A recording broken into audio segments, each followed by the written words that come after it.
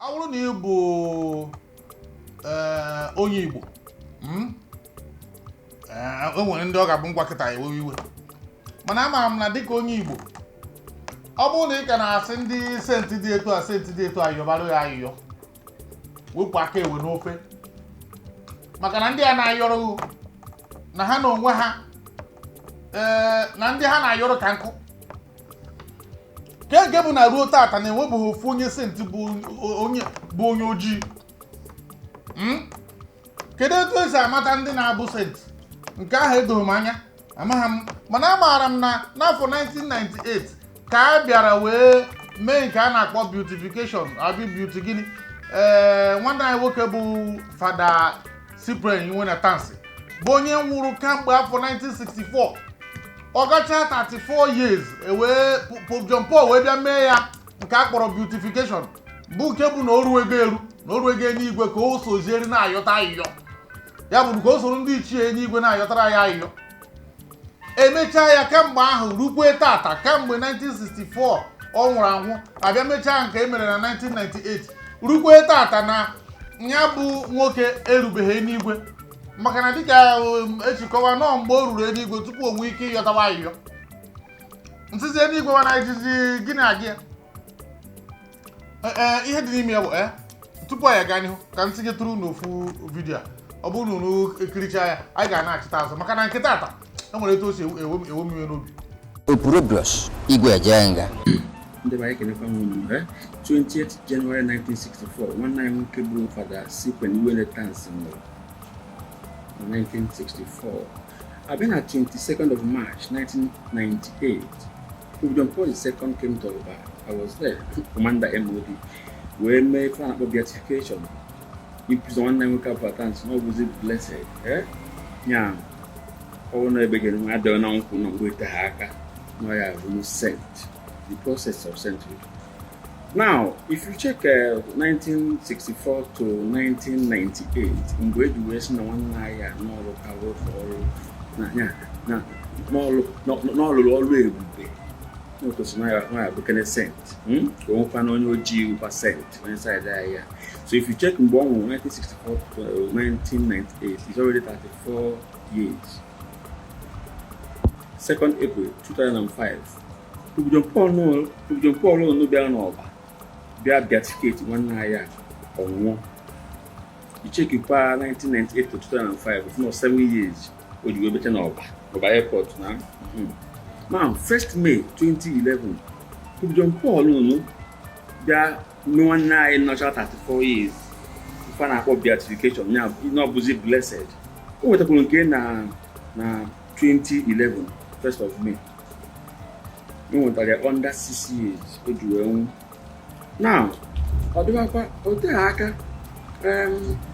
ọ bụ na 27th of April 2014 Pope John Paul ọlụkwara sent akọnfamụkwana olu na ọ nọ n'eluigwe. Now ọ bụrụ na ichekwazie mgbe Pope John Paul nwụrụ na mgbe o ji wee elu between 2005 to 2014 so everything take 9 years. Among reject you use if I or nke akpụrụka ọ night bus ka nwanne anyị nwoke ba n'ọkụ iwe ka bụ. Now ọ bụrụ na ịgbakọzie ewepụ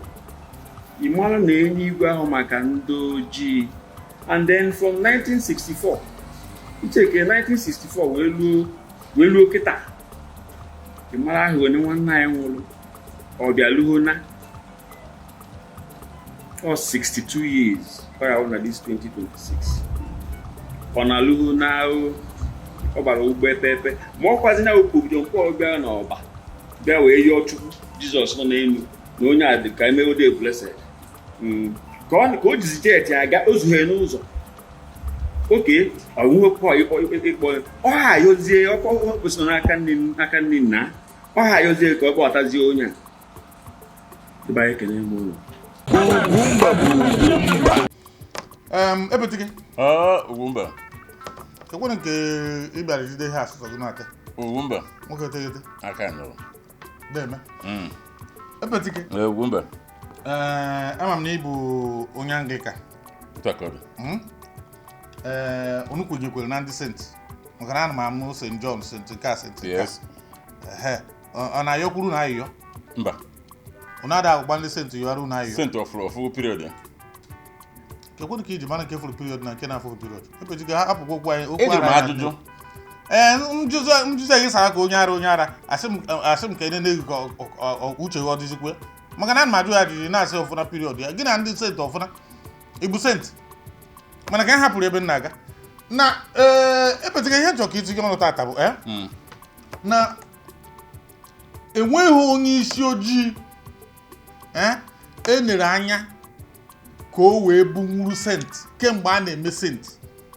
Mana apụta ndị be anyị bụ ndị na-ebu ya n'isi yọbara ya ayọ St. Nwankwo dị asọ yọbara ya ayọ St. Nweke dị asọ yọbara ya ayọgide enweghị mgbe ofu onye isi ojii ịfụ vidiyo anyị kiriri kịta nwanne anyị nwoke ọ na-ehute ya etu o si ehute ya ka o si ehute m na enweghị onye be anyị ruru ebe ahụ ruwuru n'igwe ahụ a na-ekwu maka ya o wee na-ehute m epeti gị isi gịnị Asị m ndị anyị kene m unu. Akụ na-abụrụ ya ọkpọkọpị. Ị na-ekwu okwu St. ndị St na-ayọrọ ya ayọ. Ama na ha pefi nke na-ekwu maka. St. ndị obi ha dị ọcha. Biko ndị be anyị gee ntị. Ịma na ihe ahụ ime obi eziokwu. Mana ihe pụta tata bụ ijele pụta ife dị iche na-adị.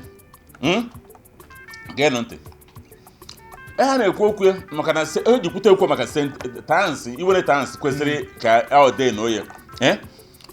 Religious politics jide chiwuo ya etu o si wee mee na onye kwesịrị ịbụ pope kịta bụ Cardinal Arinze. Cardinal Arinze emegidere election pope emechaa ọma Cardinal Arinze asị na enweghị white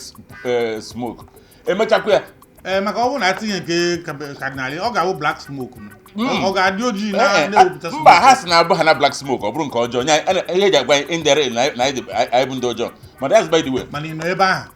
achọkwa m ka ị na-ekwu okwu ihe na nwoke bụ life efuluru m datin with CNN from ọmụmala ha mụla maka onye ọbụla bụ n'obi na Cardinal Arinze arụgo pope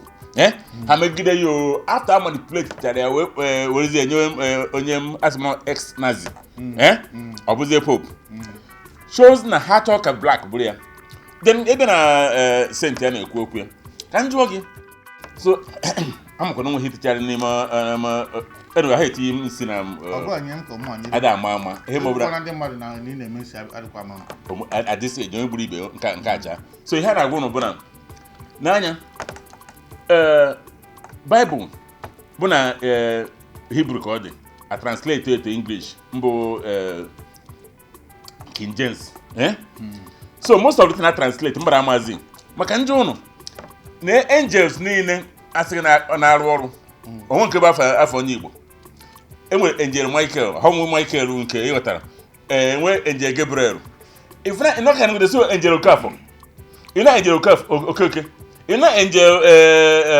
Chidi ọdụrụ possible ha che na-ebu angel ndị ọcha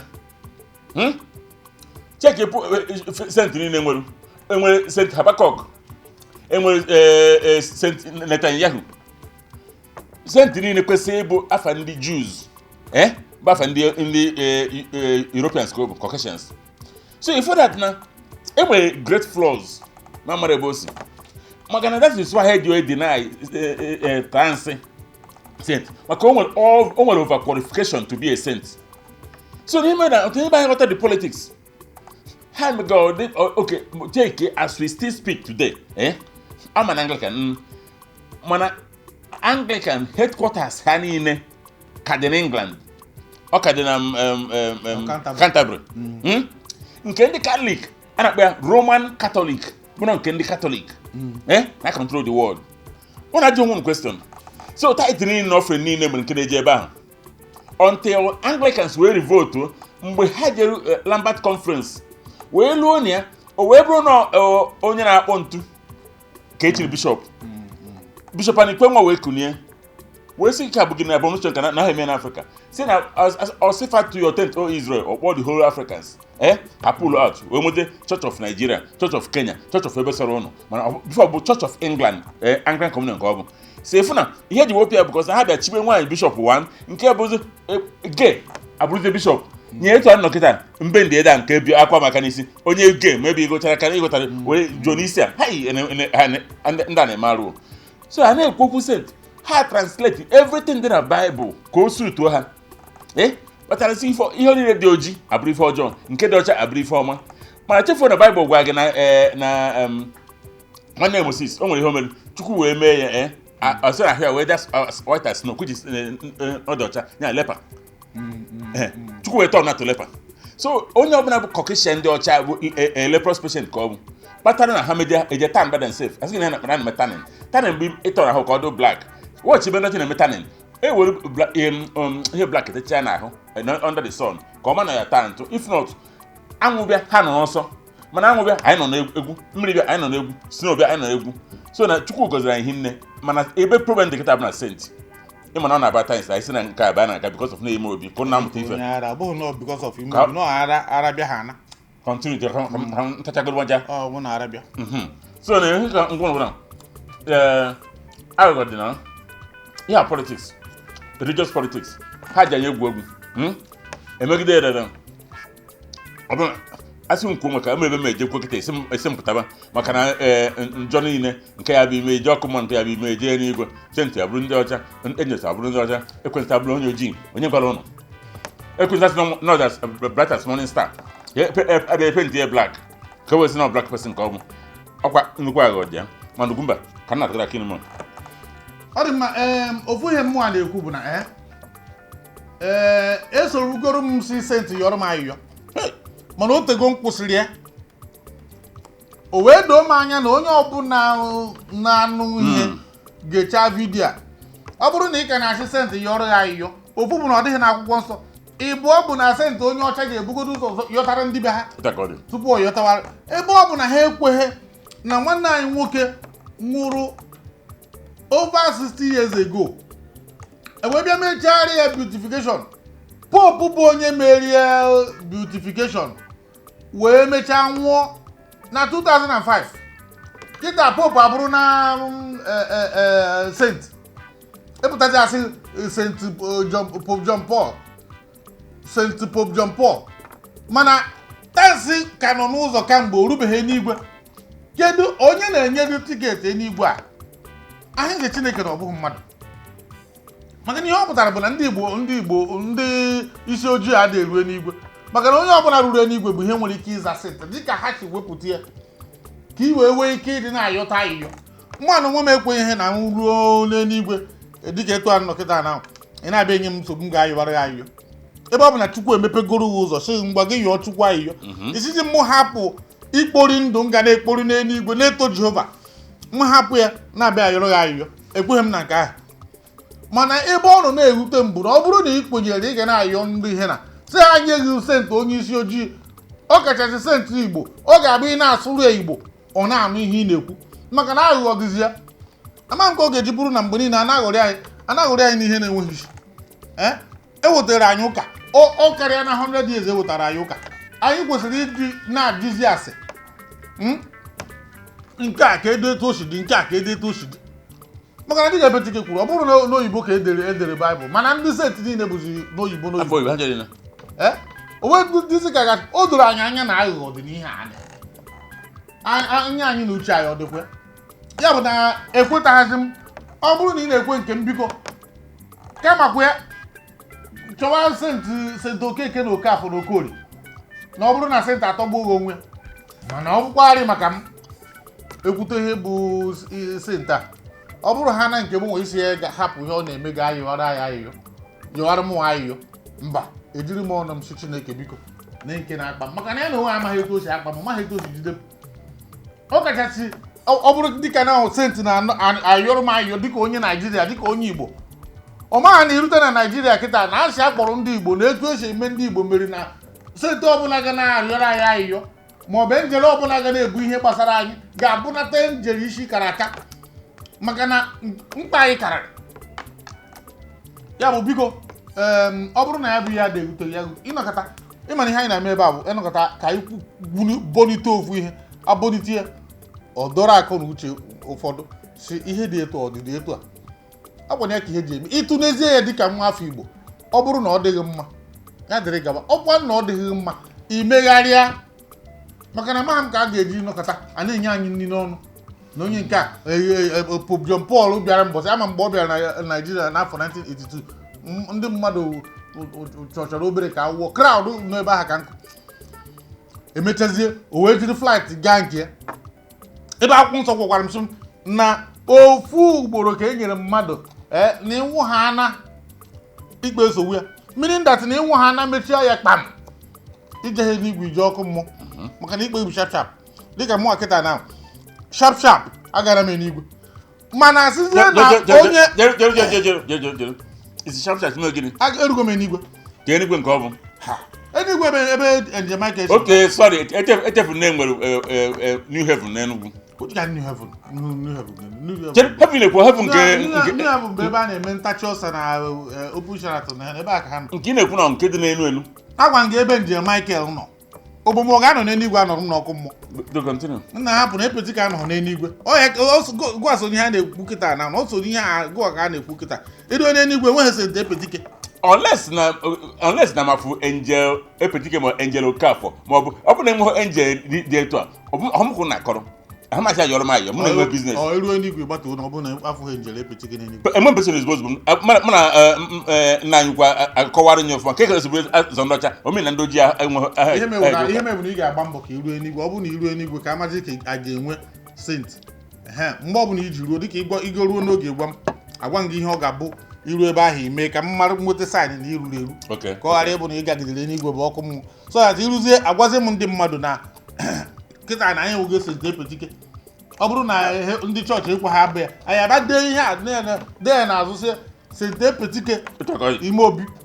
ma ọ bụrụ na iruo ọgwụgwọ ọ bụrụ na anyị anyị na-eme kama anyị eje n'igwe agarọpụtara nke ndị ọcha n'ebe ha agba ha dictatorship ọ dị mma epetike ọ bụrụ na enwere ihe nwere ike itinye bikọs mụnwa na onwe m etu o si dị m kịta bụ na mkpokọta okwu nke m bụ akacha m ọ bịa ha na ụmụ ihe senti akacha m ekweghị enwe onye Igbo bụ dị onye Afrịka rutewere na ya bụ ihe dịka isi kwuo kịta na etu aka ejikwa mee nke kadinariz nwoke mewenere ihe na mgbe Enugu Anọsa kwụwa aka ya ọtọ naghị eme mmeruo nke bụ na enwerebeghị mgbe a kpọrọ ya n'afa afa ndị na-akpọ ntu na ọ bụ ndị na-arụrụ akara ụmụaka ruo n'agadi sogide okpukpere ụka fada ruo n'agadi eruo ka eme ya ofu ihe ahụ ekwesịrị ime a na-eme ya ihe na orukwe nke tansị a na-eme ihe na biko asịkwa m na akacha m n'ụka m ga na-aka ụka bikọs abụ m Chineke person mana nke ikwenye ụfọdụ mkpebi na ụfọdụ nkụzi ha na-akụzi akacha m ụmụnna ka ghara igbo ogo na ya ana machi pịachinu na genu ntị religious politics the more dangerous than nke be anyị I don't know if it's of this chair mana ọ gbasara m afọ nwuchiri chidere epetike ndị Igbo and ihe a bụ ime obi eziokwu ijele session gee ntị ihe ndị ọcha mere anyị n'ihe gbasara ụka n'orugo mgbe ndị be anyị eje otu ụfọdụ be n'ala pịa ndị ọcha n'isi ka ngwa ụnụ ndị ọcha wetara anyị ụka nararie n'ọbụ nri ọma nararie n'ọbụ nri ọma okwu Chineke bụ okwu na-enye ndụ nararie n'ọbụ nri ọma anyị kwụọ na line ka anyị nararie n'ọbụ nri ọma ndị a wee je na be anyị na ala Igbo jide arụsị na-edebe anyị bụkọ ha nche niile ndị be anyị sikwara isi ha arụcha ka m gwa gị ndị be anyị mọrọ ife dị na the efficiency of those arụsị ibute arụsị jekwuo ndị ọcha enene ya ọ bụ na the potent adro strong enough ha ma ngo kete ego arụsị dị wee potency ebuna ya London nye kedebe na museum na London and ndị be anyị don't understand anọka ma ji bulu arụsị anyị ka ji dị more develop ha na-emezi ebu edebe na that place ndị mara na visitation a na-atọ na consultancy ka na-abịa olu n'abalị by 6 by 5 emechie museum or 6. Then eluze ewere ọbara si from blood bank. Jenye those alụsị mana by because of masai the primitive anyị na-enye ọbara enweta mmadụ akwọpụ isi ma ọ bụ ede kwọpụ isi mana ndị a na-ewerizi nke dị na blood bank ọ bụ nke niile ọbara mmadụ ọ bụrụ nke niile so their IT rigo n'elu ha nwee development maka na ha ama how to service those things gbadie condition mana nke anyị bụ na ahịapụtara n'ime ọhịa Epetike ihe anyị na-eme ụmụ gana m tụọ ya egwu ka gị na-ekwu na na-eru ebe ahụ ya nwere ndị ọcha nwere ihe eji enyochata arụsị na-akpa ike arụsị ike ejego British Museum more than 4 times and I'm a researcher ọ na-abụ nje ofu a na-eche na-enegasị ihe mwa na-ene bụ ka the histories of this thing o nwere arụsị be anyị dị ebe ahụ ifugbe for the first time ya bụ ifuru na ode ngwungwu na ịpụta na ya ka ọ bụ na ụdị anyị bụ Chineke man ịpụta na etu ifuru adị na-akpa ike o nwere ka spiritual omeghe anya isi agbanyụ ọchọkọ na-aga ete isi amara ya pụta nwoke tiri na cage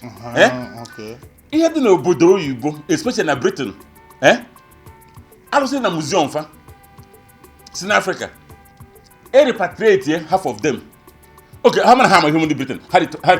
repatriate arụsị anyị n'ọbụla ya nso Epetike ha jidekwe nke ha ji maka ọ bụrụ na o mekọta na-achịte na be anyị mkpamkpa ga-akpa maka ụmụaka be anyị ga-eji ebe ọ bụ na ọ dị ebe anyị amaghị ihe eji eme ya apụkwara ha ka mmewe kama eme anyị ga-eme import maka o mekọta rute ebe anyị ụmụaka be anyị ga-eme a ga-eji arụsị ahụ mee arụsị a bụ na ndị ọcha bịara mmadụ how to use it very well because ha na-enye ha ọbara n'abalị then dobe ha na conducive atmosphere maka be anyị na-ahapụkwa n'ime ọhịa ma ebe anwụ na-ata ma ihe niile ikekwa anwụnta na-ata ha exactly ụmụ ihe na-akpụpụta ọba ọ dị confused mana abịaghị ọfụna nọ n'ụlọ ọ dịrọ violent n'obodo ebe ahụ then ọ bụrụ na ebunata ya be anyị ifu na ma IT ndị ọcha rigoro ma this innovation ha nwere ube anyị ka ọ ya dị o nwere ike ọ bụ na ebunata kịta ọ ya dịzikọ dị before ebe wọchị ya most of arụsị n'ọba anyị alụrụ ezigbo ụlọ ha akpụ dị ike ahụ ndị ọzọ na-akpa ọ bụrụ na ọ dịzi powerful mana ha dị too violent yes anya ka nara akwado eji osi ọ bata ebunata ya kịta ọ ka ga na-anụkwa Igbo arụsị ka ọ bụ arụsị fa ha ibuje n'Italy ọsụba Italy so ịmana problem na ndị Britain bịazi confiscate ya ha ncha na under conscription arụsị niile dị n'ala Igbo ihe ajụ gịnị asị onwe ihe na-akpa ya sị na monument biko na gbuchie na monument anyị azụ gịnị ka ọ na-adụ dị gịnị ka ọ na-eme na museum fa ana ụfọdụ ọsọ na-eje na most of those bụ patronage ana so ha na-abịa na fast customers mgbe arụsị aba na agwa ihe ọ chọrọ ka o merufa ọ na-emerufa ya so ndị otego ndị emebere anyị ife mbụ ndị Britain ebute Bible maka na ihe na-ekwu ma King James a na-ekwu King James bụ nya bụ Christians highest oge a na-esi Germany asmogụ Bible to England the man bụ buketa Christians one of his advisors nwere brain wee jụọ ha si biko n'ihe na-eme Christianity na ọ dị more strong so why not we translate Bible ka eme ka ọ dị popular also how do you mean or say na once you made this thing all the popular the faith man is like that or say okono ya the non-translated Bible so I can't tell the translation imana first one not na I translate I think about 3 or 4 translate before ban English and again to the Bible I think na nke a bụ King James version or not King James translation hello o be ka soro even the Britain had cultural law no one in how we have ha na-eme I can have translated because I see King James translated or I see not English translated but I see not King James version of Bible check everything there ba it don't favor Queen or come an Anglican o nwere hidden ekpere na aba na go pray for the Queen give the Queen Elizabeth ekpere and then the ban before ekewa simba ebe ba ha se Queen ekpere se ekpere Igbo obodo ekpere ebido na-eme nwa ebere mara ka that one anozi so the thing is ndị ejika anyị gba bọọlụ hinne he mego nyere dus go steez ndị ba anyị use the sense anyị aka na today the only thing ha na akaba akonka divide and rule abịa na ebe Anglican dị Catholic there, they will sow seed of discord between both of them. Maka na ndị Italy na-achọ customer, ndị England na-achọ customer na the same place. Ọ bụ na mụ na ọkwa kama rabata nso n'aka onye gbara ọgwụ ebe isi. Sorry. Bụ Ugwumba. Ọ bụ na mụ na ya bụ kịta 5 and 6. Ụka wee bịa. Ọ bụ na Catholic or Anglican. I tell you na bọta ya agbawo. Ani wo ya bido mụ na ya nwere ike ọhụ ego, ọhụ nwunye anyị, ọhụ ụmụazị no church. O nwere ike ọsọ ekene mmadụ ya asịnya ekpere 160. Anyị bido wahala. Ana wahala na-ekwu nwere ike eme anyị ehizi n'ụwa ọzọ. Ha kpacha ya plant ya. Ọcha politically once you drag the religion into it, or the denomination into it, I have to say no. So ị na-agwa anyị ka uche anyị nata mara that na sent ị na-ekperu. Ọ bụ na enwe sent okeke, enwe sent okafọ, na-agụpụrụ na sent. Ọ dị ma ịpịachikọ nke m bụ hapụ na epetike na mgbe ụfọdụ okwu ya ada akwụcha ọtọ mana mgbe ụfọdụ ihe na-adịghị atụfu ya bụ na mgbe ụfọdụ ọ na-akwụkwọ ihe bara uru. Mpịachikọ nke m bụ na enwere mgbe ọ na-agba agha origide mmadụ ịmata n'ihe mgbe mbụ ka ọ na-abụrụ na-afụ ebe ndị ọcha na-agba bọọlụ Brazil na ụmụ ihe na-egosi anyị na TV mgbe ahụ anyị na-akwụ na windo ndị mmadụ na-ekiri bọọlụ. Ana m asị kedu mgbe ndị Afrịka ga-agba bọọlụ ha na ndị a ga-agbata gba ha na-ekwu junior Pele Afrịka enweghị Pele mana enwere nke Brazil a na-akpọ junior a na-egosi anyị bọọlụ ndị ọcha na kpakpamkpakpa emechazie ndị be anyị oke isi ma ha Steven Keshi ha wee gaa obodo oyibo wee mụta ya n'aka ha wee pụta kịta na anyị na-agbapụzi ha mkpụrụ ọgwụ n'anya. O rubeghị na anyị amụtarabeghị ihe nke anyị ga-achị mba na etu a ka ọ dị n'akwụkwọ nsọ maka na ụfọdụ n'ime anyị amụọna ma Greek ma Hibru ma ntamimo mara etu esi dee ya na original language.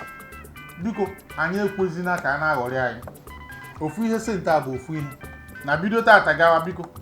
ịchọwa ikpe kperu nna gị bụ sent ọchọkọm onye nna ya nyere na na-azụ na onye nwe na-aza na ndị mmadụ biko in fact ikpe dị na mụa ụna na-ekpe ekpere si senti nke anyị ụra ya sị gị nyefe na ma ebe ụnụ ejiri m aka mkpewere onwe m mere maka na Chineke sịrị anyị bịakwute ya straight ịnụkọtazi aga m aga akụkụ ụzọ ka nwata mere ihe na-agaghị ozi ejiri ya epetike ọ na-adị ya biko ngwa ihe ọzọ nchọrọ ihe wetu nwa ya ịma na epetike bụ na tens ọ bịa n'uche kwuo n'ọnụ ihe ọ na-ekwu maka okwute maka bọọlụ o nwere ihe ọ na-afụ about football o nwere an African unu furu uwelu Ballon d'Or bara gịnị nwanụ ọkwa enyi m ga-anụ George Weah ha feel that ete Nigeria to ebu under 16 World Cup once aha after that ka eswe na onye ndị ojii ebugo ya maka kama Nigeria bụcha under 16 ahụ ha ji tee na ntaalụ na West Africa again n'olugbo ha na under 16 17 ahụ Africa na-agbapụkwa ha ihe na maka Nigeria ebu onye gara bugbuo watch World Cup na agba hapụ nke ahụ okay because ifu na ndị ọcha arụrụ a na-adị ha n'isi karịrị ma ihe gbasara senti ma ihe gbasara ha na-alaik na ụka ọ bụ nọ na na-akụ ndị ọcha kama ya bụ ndị ojii maka ọ bụrụ na ha nwa anwa kịta ihe a na-ekwu